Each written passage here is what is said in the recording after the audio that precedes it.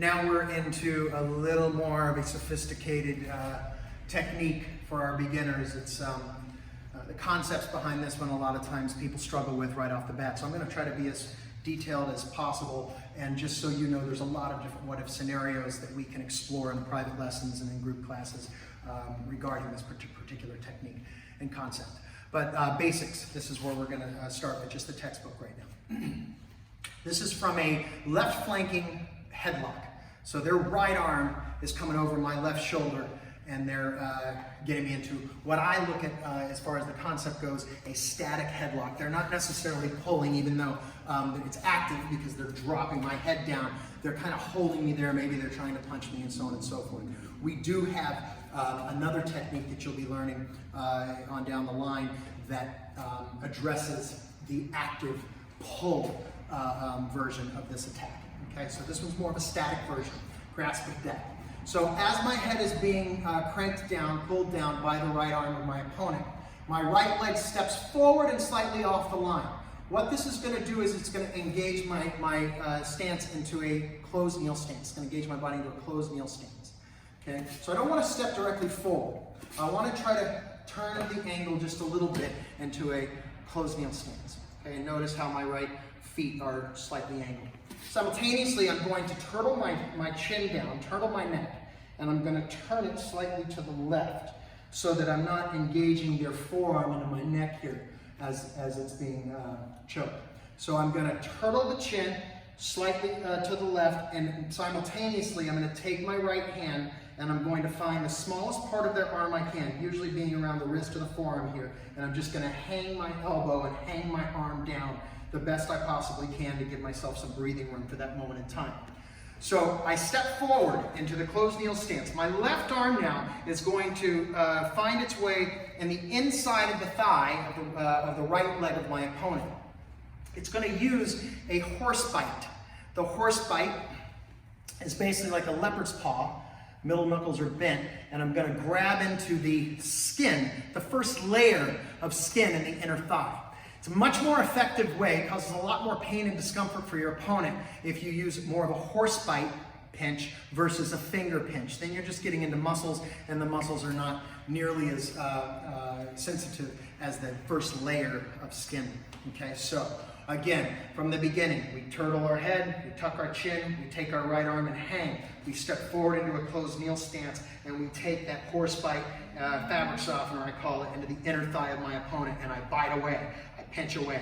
I could also potentially use ridge hand strikes to the groin or inverted hammer strikes to the groin, whatever I need to get this fabric softener to take place and get my head out of this lock. As my head is able to slip out of the lock, I'm going to take my left arm and I'm going to pop up, and it's going to be a little bit of a strike there. Right above the elbow, there's a little button there.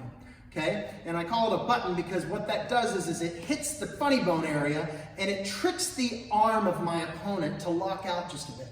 So that gives me a little benefit of time there to actually do the next move. So I pop that left arm up. Now I'm going to take my left leg and I'm going to C-step around my opponent's right leg. I'm going to take it and I'm going to push it over to, I'm going to step it over to 11 o'clock here.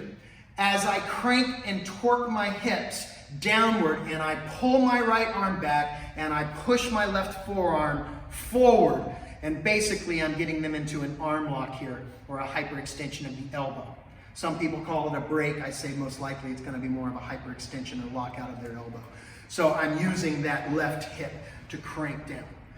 Okay, the ending is a pin, a shift from a neutral to a forward bow punch, vertical to the mastoid process or temple of my opponent. And then from there, I would release and cross out. I'd step back up and guard. Mr. Jerry. So, he grabs me here. I grab back and tuck. I step off the line and potentially even catch a bit of a knee check here. Okay? The reason why I step off the line is if I step forward, I miss that chance of knee checking. I want to try to create as much discomfort and obstacle as possible for my opponent. So as he's cranking down, I'm here, anchoring. Okay? This left arm is going to go up underneath here, and I'm going to horse bite. From this position, I hope that gave me enough time to actually get my head out from underneath. Obviously, I have groin shots as well and other means of causing a little discomfort and pain. Now, here's that click. As I fake that arm out to let it straighten, I step my left leg across, and then I use my release of torque in the hips to torque him down to the ground. Okay? Grab, forward bow punch, cross out, step back, one guard. Okay, let's show them this thing. Here, let's go back. Yeah, there you go. So, I step, hit, undo. There's my little strike there. Pop, land, drive him down. Forward bow punch, cross out, step back, undo. So one more little note here. When you engage their arm, you hit. And when you step around, you're going to roll. You're going to roll that little funny bone there, that little nerve pocket with your forearm. So you're using this part of your arm as a weapon, rolling it, pulling and pushing, and solidifying your back, your last stance there. And then you finish them off with a punch. Grasp of death.